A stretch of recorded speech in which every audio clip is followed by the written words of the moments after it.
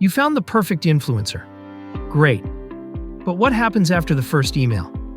Tracking content, sharing feedback, juggling WhatsApp messages, and searching for that one coupon code you shared 3 weeks ago. Yeah, managing relationships gets messy.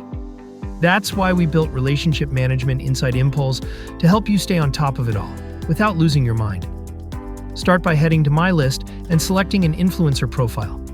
At a glance, you'll see key details like follower count, engagement, prospecting stage, contact, and notes. But we want to know further. So click on their name and you'll land on their full influencer dashboard. This is your control center. From outreach emails and content briefs to campaign-specific content, they all live here, neatly organized by creator.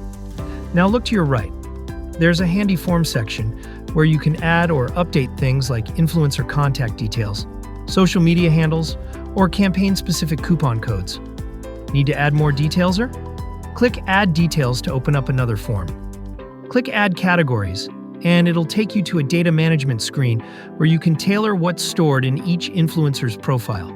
Tie is where you can create custom categories and properties like shipping addresses, UGC usage rights, product size, anything you want.